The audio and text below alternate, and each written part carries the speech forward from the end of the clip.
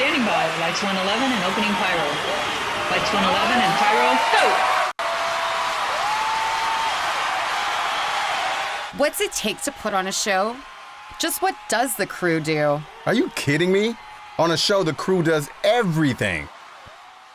Paz and I will be your host for the show, which will show you how the various departments have to interact together to make the event seamless in its portrayal to the audience, look and sound great, and run flawlessly every show. Chelsea and I will take you through the process in entertaining detail.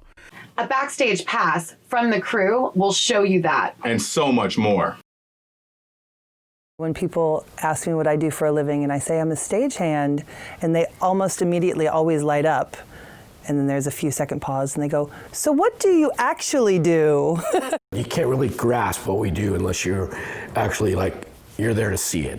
If you wanted to send a rocket to the moon, we could probably come up with enough guys from the local to figure that out. My job as a Broadway producer is to pick the production and tell the story as the best way it possibly can. The designer's job is really to interpret the playwright's and the director's vision. A TV sports director is basically responsible for the visuals. A best boy is the second in command in a department, Grip Bar Electric. They ensure that all the gear is there needed to get the job done. So essentially what I do is I run a 6-foot-long, 2,000-watt flashlight. The client will ask you something that's completely ridiculous, and you're like, okay, great, let me see what I can do.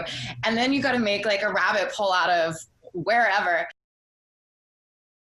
The crowd walks in, all they do is see the show. They have no clue of what went in to making that happen. The longest call I've ever worked, I almost don't want to say out loud, but it was 72 hours. I absolutely have no idea how I made it through that. I did 48, 49 hours straight. I have definitely had some injuries related to work. Yes, this is a very dangerous industry. We're masochists. Who would do this to themselves? When there are 10,000 people waiting for the show to start and the band hits the first note, if you're not on top of your game, you're going to make a lot of people really upset. Diverse shows with the biggest stars, famous venues, huge audiences. Combine these outlets and you'll find where most of America and the world spends its time. And money. Started out just like any other day, and then bam, I'm part of the show. Thankfully, our audio man down there is okay after being bumped by Johnson. But it's a gamer. Oh, yeah.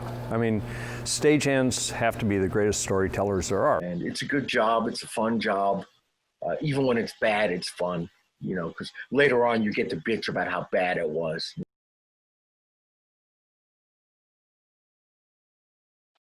Every show, from a studio production to a 100,000-seat festival, is run by the crew. And everything you see in front of you, from the time the curtain rises until the moment it goes down, is executed by the skill and savvy of people who perform on every show but will never take a bow. My crew is an incredible team, and they all take such great pride in what they do. I've mixed President Obama twice, highlight of my career. I'm still stoked about that. Well, my favorite thing about working in this industry is the passion that everybody works with. It makes me grow more, if we're all working on that same vision to create. I want to do performance-based work because in that audience, there's somebody having a visceral, cathartic reaction to what's been going on in front of them, and you may change somebody's life. I think that we all work to come to the same goal, which is to get the curtain up on time and put our best stagecraft out there so the audience enjoys it. People don't understand or see what's behind the scenes. That's really the magic of production, is not having people know what goes on. Because I think the moment that the lights go out and the curtain opens, that's when the magic starts.